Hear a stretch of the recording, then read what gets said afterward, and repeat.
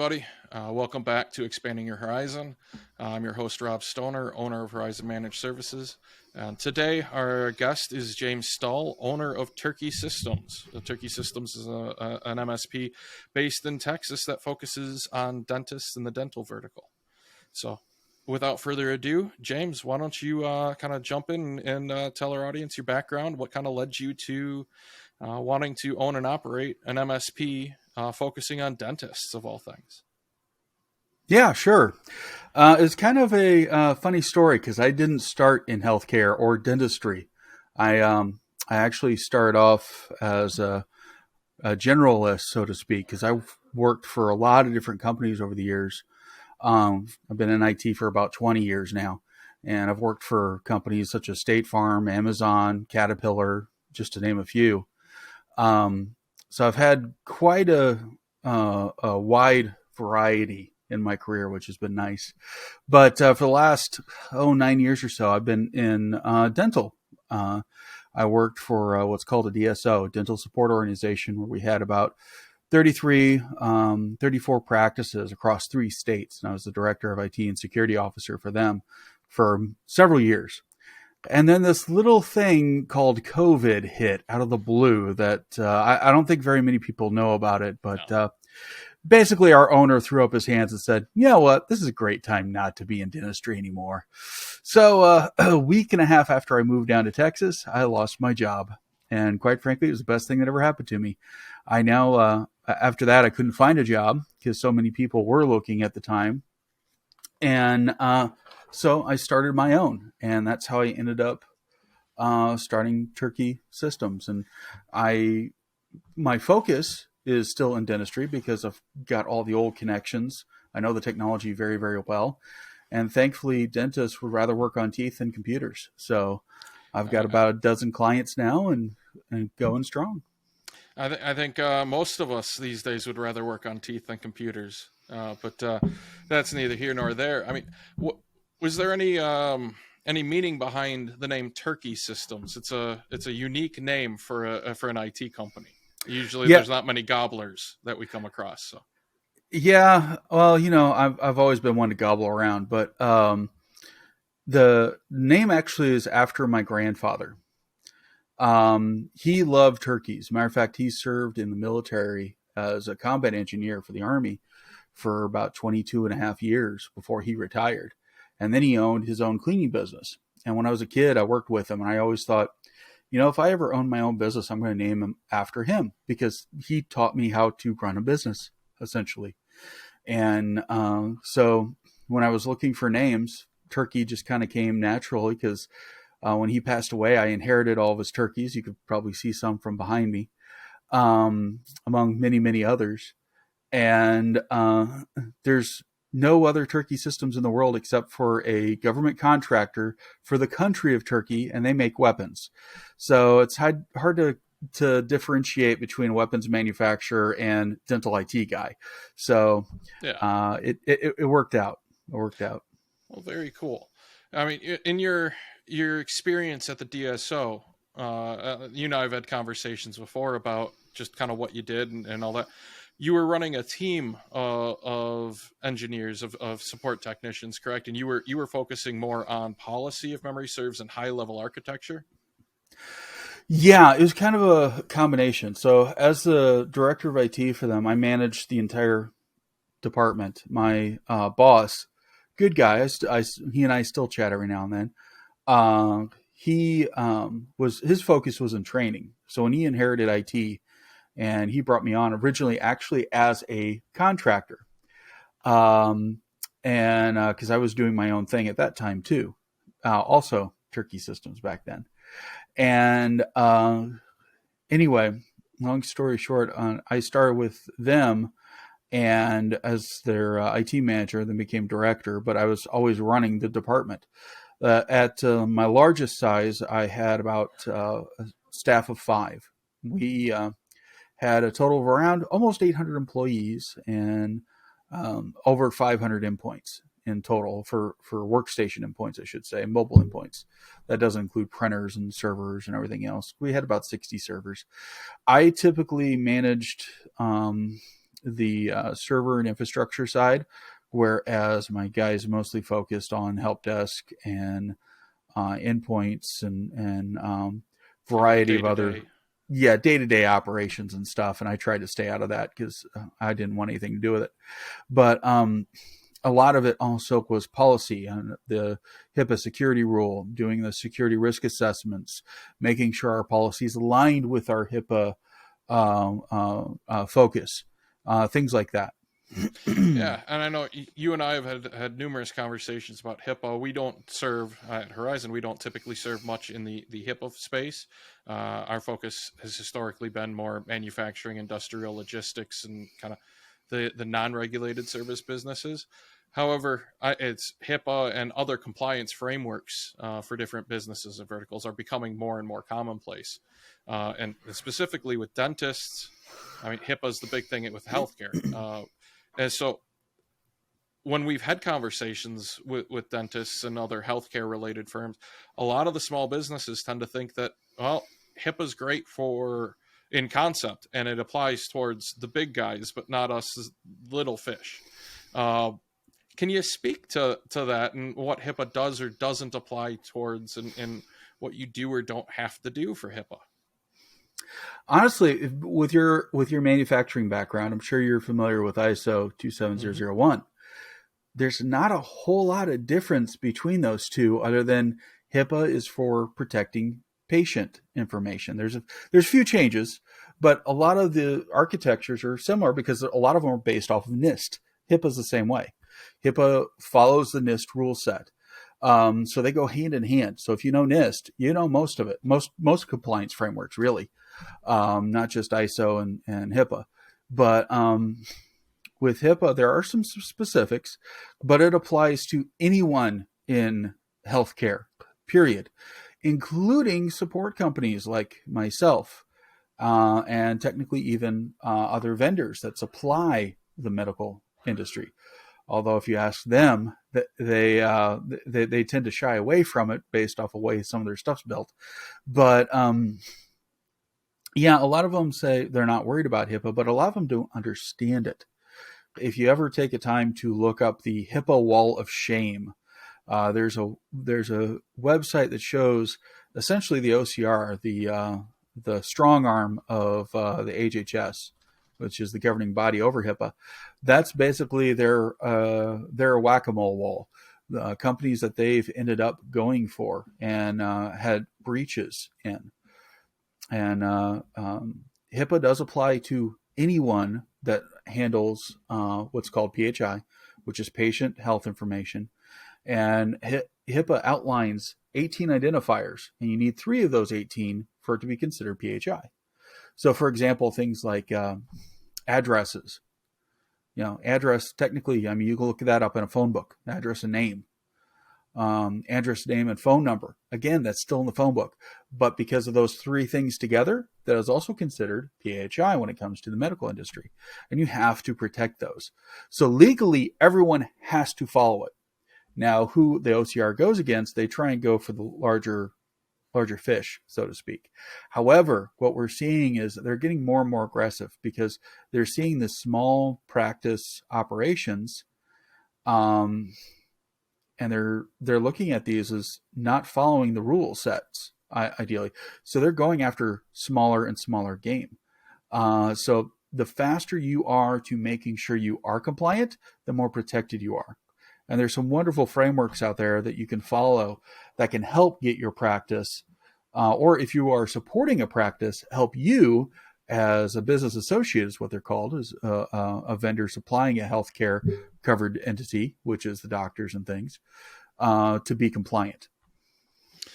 That's interesting. Now, my understanding of HIPAA is that it's just alongside like ISO, you mentioned 27001 earlier, is it's a lot of it is about attesting and stating, here's my policy, and then verifying that you follow the policy.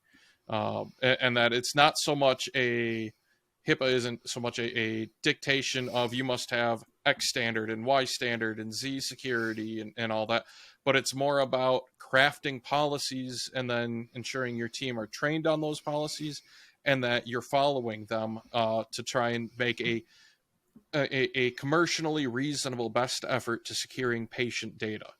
Is that a fair summary of the HIPAA's goal? There's actually a joke in the industry says HIPAA is not about security at all. It's all about process, procedure, and documentation. And quite frankly, it is. There's nothing about HIPAA that is security. It's about what you do, how you do it, how you have it documented, and most importantly, how do you prove that you did everything that you said and wrote down? You can literally have, now there are some things that are called required, but there's a lot of rule sets that are that it considers more elective per se. Those things you can literally set policies that say I'm doing the exact opposite of this, but that's okay as long as you can back it up. But here's where it comes down to the auditors. If an auditor doesn't think it's reasonable, you're still going to get hooked. So you have to pass the auditor's scrutiny, and that's not a scrutiny you want to. That's not a line you want to hit very hard, because some like auditors can come down pretty hard, as I'm sure you know from ISO. Oh yeah, and so it's unlike some. It's not where a practice or a dentist can go and just write a check and buy a set of policies that are HIPAA compliant, and they've got it in a binder, and therefore they're good. It's more that they need to document how they operate, and they have to take what is a reasonable attempt, making a reasonable attempt at securing and safeguarding the confidential information that they're entrusted with in order to fulfill their role as a medical practitioner. Absolutely. Matter of fact, like take that for example, that towards the end of what you said. If you say, I'm not going to upgrade this Windows XP system, which we know is very, very out of date, mm-hmm. You need to say why. Well, because it costs too much. That's not a reason why. They're going to ask for your books at that point, and they have every legal right to do so, because they have every right to come in and audit you and take a look, basically look up your skirt, so to speak, and see everything that's going on in your business to make sure that you are truly trying your best to be compliant. And if they say, yeah, this computer costs, because it's running a special machine for, and that machine costs $20,000, for example, but you can get other systems for reasonable amounts, and you have the money in the account to do so. There's no reason for you not to be compliant with this. And that can hurt you. Matter of fact, with HIPAA, there's kind of a rule of thumb. While this rule of thumb isn't exactly 100% accurate, right? But again, it's a rule of thumb. It's $50,000 per incident is the fine that you're looking at. It can be higher, it can be lower. There's a lot of variables that go into this, but that's kind of the rule of thumb in the industry of a budgetary mark, so to speak. And is that for accounting across all sizes of practices, or is that more in the small practices, the local practices? Is the rule of thumb is you're looking at about 50,000 in fines? It doesn't matter. Okay. Like I said, that number can be a lot bigger. That number can be a lot smaller per incident. It just depends. And there's a lot of it depends that are earmarked in that. But let's say you have 500 records that are breached because somebody put it on a USB stick and lost that stick, and that stick was not encrypted. Well, when you're at that number, that's 50,000 times 500. That adds up very, very quick. It does not matter if you are a massive international hospital or if you are the small town mom and pop dentist. Yeah, that's $25 million right there. So that's not just 50,000 per breach. It's 50,000 per record contained within the breach. Each record is considered its own incident. And you can have you can even have a couple incidents per record, depending on what's in that record. Again, there's a lot of earmark. It depends. Sure. And a lot of that stuff is settled in the court system. So, I mean, throw a dart on the wall. We'll see what happens, what sticks. Mm-hmm. But it at least gives you a budgetary figure of this is they're putting this in not because they want to hurt businesses, but they want to make sure they understand if you do not follow this, there are consequences. If you are neglectant, we are going to whack you with something that you are not going to like because it's going to hurt. Yeah, I mean, it's carrot and the stick mentality. Is the carrot is just do what you can, or like it was a pre-HIPAA was you should do it because it's the right thing to do. And HIPAA is more the stick of you need to do something because you haven't been doing it, and now we're going to incentivize you by hitting you where it hurts if you don't do it. Um, And that's like every compliance framework, really. They're wanting to get companies more secure because so many security is an extra step. It's an mhm. extra cost. It's an extra headache. You have to pay for these things. And that's something a lot of companies don't want to do. They just want to make it work. Does it work? Yes or no? Yes, great, we're done. And it's not that at all. IT used to be a break fix type of a thing back in, the 90s when it didn't matter as much, or the 80s. But now that technology is surrounding us and incorporated in every facet of our lives, pretty much, there's a shift. IT and your systems are a process in and of themselves, not something that you just broke, so you need to fix it and move on. Yeah, I mean, it's we saw similar. Even though we typically don't work with HIPAA regulated businesses, we've worked with accountants, and we've got several accountants as clients right now.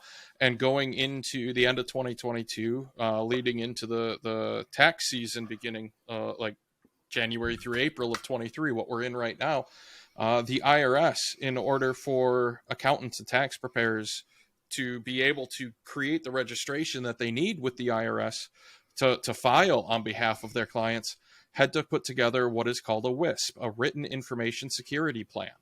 And Mm-hmm. it's a similar structure to at least from a goal or direction. The objective of it is similar to what HIPAA is, in that you're putting safeguards in place to ensure that the data that you are storing on behalf of your clients, you're taking reasonably and commercially reasonable steps to secure and protect that information. Like, for example, we met with one prospect accountant back in the fall of last year, and we noticed as we're walking in that in the hallway, the entryway to their business, they had filing cabinets just sitting outside of their office space. Yeah. And so we walk in, we have a conversation, we do the whole the discovery process and all that. And I just, as part of that, asked, what's in those? Like, why do they have them there? Why are their filing cabinets sitting outside the office? And their answer was that because they had run out of space to store the filing cabinets within the walls of their office, so they had moved them out into the lobby. But and my next logical question was, well, how do you ensure that they are secure? And their answer was, because they're locked. They have a lock on those filing cabinets. Now, Yeah. I don't think I need to tell you that most filing cabinets use basic wafer locks, or at best are going to use a CH751 key, which is like the world's most common open everything key, cabinet key. And if it's just a wafer lock, you can open it with a paper clip and just kind of like blowing into the lock pretty hard. Yeah, they're not really meant for high security. They're meant to create the illusion of security, and that they stop the honest people from getting into them. But they'll still need to be stored in a secure environment in order for those cabinets to be considered secure. And so like that was a client we didn't end up working with, because what they were after was a template cookie cutter, a piece of paper that they could have that stated, here's my written information security plan, here's my WISP, hand that to the IRS, and they're good to go. They wanted to treat it like just a document that was dead. It wasn't a living document. It wasn't something that kind of grew and ebbed and flowed with their business, but rather just something that they had to fill out and turn in like some homework. Yeah. Unfortunately, that's quite common, both in large and small businesses. You would think it'd be mostly prevalent in smaller businesses, but I've seen it across all industries, quite frankly.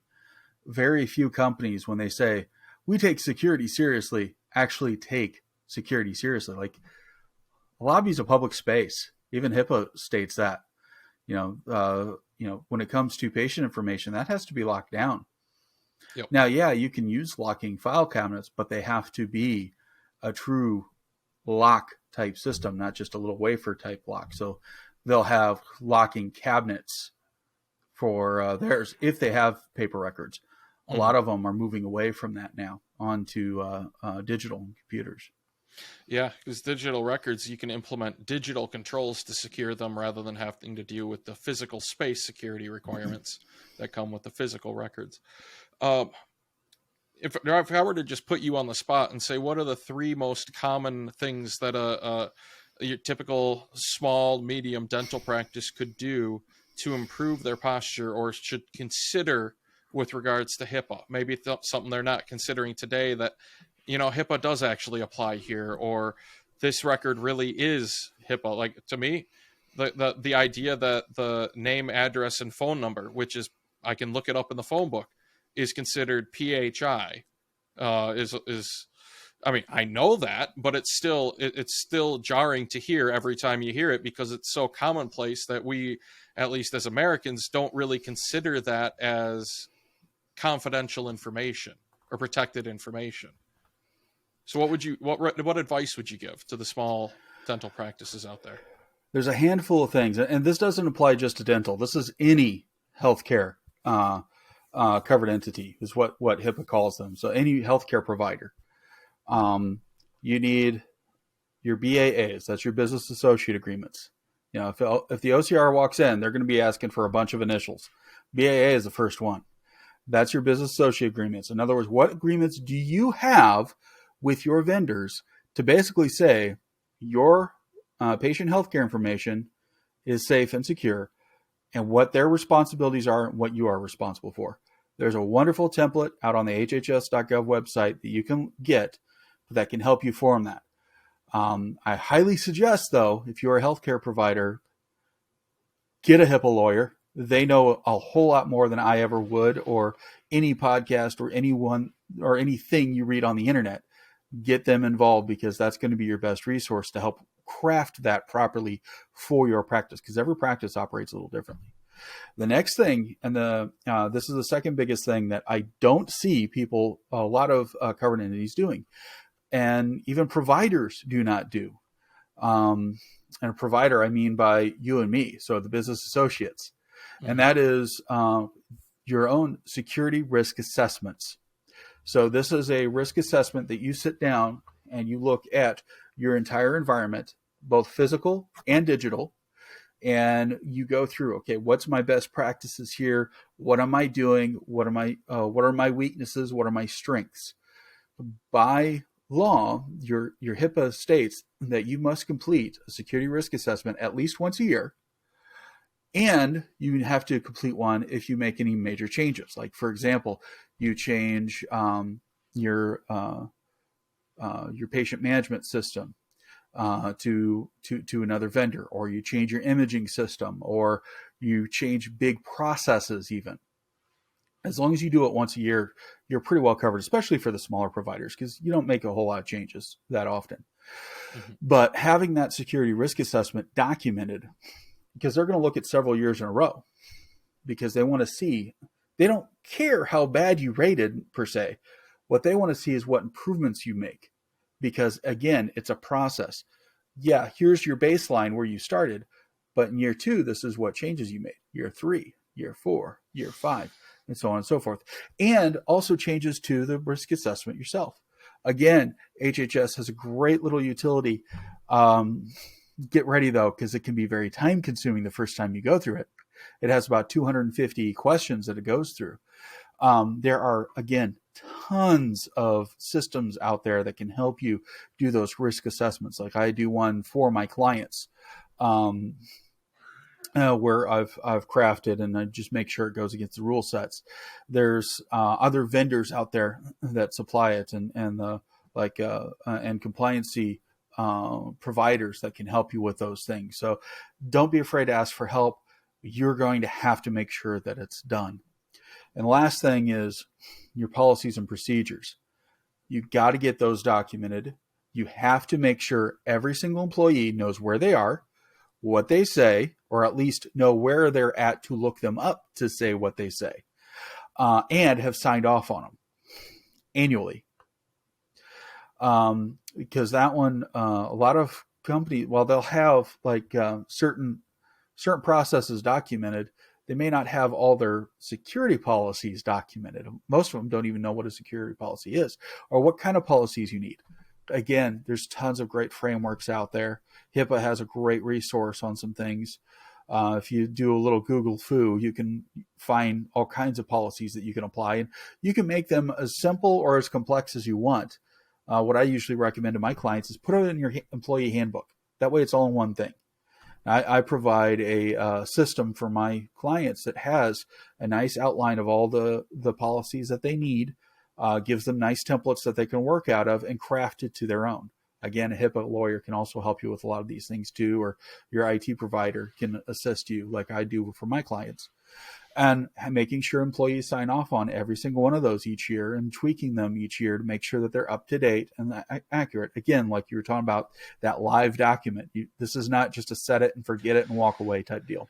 Yeah, I think for me, the one bit of advice I'd give any small business owner dealing with HIPAA or frankly any compliance framework that they need to their business needs to abide by or within is that you can't just think of this like a car that you go buy and then maybe you get an oil change once a year or rotate the tires every so often. This is an ongoing process. And I know if you've been a business owner for a while, you've been in a dental practice or practicing dentist for a while, that used to not be the case. You used to be able to go buy the server and then the server runs for 5 years or 10 years or whatever the case may be. And then when it dies, you just buy a new one, treat it like a commodity. The reality is, though, we live in a data-centric world, and it's not about the server so much anymore and securing the server as it's about securing what's held within the server. And not to really derail this conversation too much, but I talk to a lot of small business owners that they'll tell me, I hear in the news all the time about these big companies getting breached. But what that tells me is they're not going after. I'm too little for them to really go after. I don't provide any value. And what we're seeing, I mean, is as IT professionals, we see a very different story than what's painted in the news.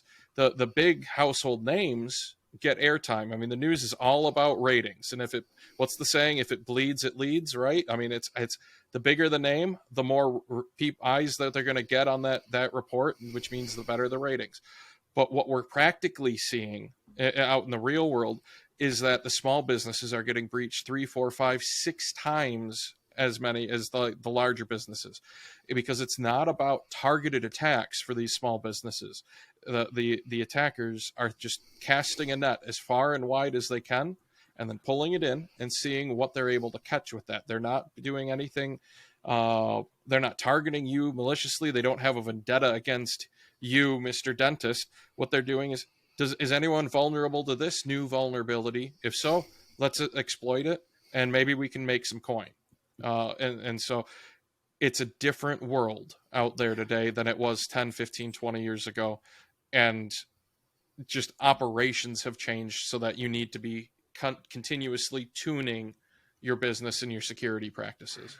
And that's the thing there, that gone are the days of the geeky little teenager sitting in the basement and war dialing, seeing what mischief they can cause. Now it's all organized crime. Mm-hmm. These malicious attackers are very well organized businesses themselves, but they're businesses to steal money from legitimate business owners.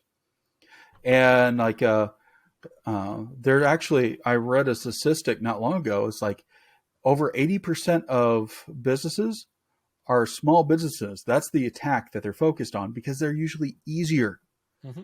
because they don't have the larger budgets. But that's also another key. Any type of security that you do, that's an investment. Yep. You buy a lock for your door. That's an investment. You still have to lock the door, and you have to do it every single day. If you get an alarm system, well, that comes with a monthly fee because now you have someone watching over, checking everything. If you have a security cameras, that's another layer that on top. And a lot of people, what I run into too is like, how much security do I really need? This is getting ridiculous, is what they'll come back as. Mostly because they don't want to spend the money. They don't see a benefit because they haven't been breached yet. But that little 3-letter word is the big kicker. Because if you talk to a client that has gone through that, they understand the absolute pain and misery that comes along with that. Because it hurts them and impacts them greatly. I mean, can you live without your business for 4 days, still be able to pay your employees, or a week? Well, That's the risk that you run. It's a huge risk, and not even from the 4 days, like let's say you're shut down for a week where you can't operate while you're trying to get your data back. You've lost a week's worth of effort. But let's take this typical small business and the typical breach. It's not just that 4 or 5 days of an impact. Like the impact and the repercussions from that breach is much greater, and it ripples, and it creates lack of confidence in your business. You're going to have lost customers. You're going to have employees that get nervous and will likely leave because, hey, you didn't pay them for a week, and all that. And the typical small business, the cost of a breach is over $600,000 these days, between hard costs and money going out to try and recover it to vendors and insurance carriers, and maybe even trying to pay off an attacker to return your data, and the loss of revenue that comes downstream from a breach. And so it's in a lot of ways very short-sighted to say, well, I'm going to save $2,000 a year by not implementing security practices, or whatever the figure might be. It's likely going to be more than $2,000 a year, but it's what you're going to see. And by finding a provider like myself, like James, and there are others out there that focus on the value, that really talk and drive to find ways of increasing the return on that investment, making it so you can sleep better, making it so that you don't have to worry about whether or not you're going to pass the HIPAA audit or not, or whether you're CMMC compliance or anything, whatever compliance framework you need to meet. There's value in soft costs that you're able to recoup from investing hard costs, hard dollars into these security practices and frameworks. So one thing that's always interesting to me is they're worried about security getting in the way, because like in dental practices, a lot of these dentists are running pretty hard, right? And their staff are too. You walk into a practice, they're all running around. Nobody's sitting, because dental is very high capacity, high traffic areas. And other practices may take a slower approach, but that's what I see in dental. And I get feedback from my practitioners I work with we're worried, James, about implementing this security practice because it will slow us down, make us not efficient. My argument is security is not something that should get in the way, per se. Now, again, if you buy a lock, you still have to lock it. If you have an alarm, you still have to set it, and you have to unset it. But as long as your processes follow that and you accept it, security should never get in the way. If anything, it should complement what you do, right? So when you log into your system, that login should carry you through all the various systems, because once it's seamless, or mostly seamless, it makes it really easy to continue working, and you don't have to re-log in or redo this or redo that. Because when you have to repetitively do things, it can get in the way. Mm-hmm. Sometimes there's costs involved, though, to make it a much smoother transition. But what you run into is those hidden costs will often save you a lot more money than the cost to implement them does. Being able to balance that out and understand your costs from a business perspective, right? From a time-saving perspective, not just a hard, here's money out the door cost, but on the process aspect, you will see where a lot of these things are not that expensive, really, in the overall scheme of things, and can make you a lot more secure, and B, it can actually help you work more efficiently and effectively because they won't be in the way. It'll just be part of the process. Last a couple seconds and you move on. Yep. Well, hey, this conversation has been great. I want to thank you for your time. If anyone has questions or wants to get a hold of you, how can they reach out to you?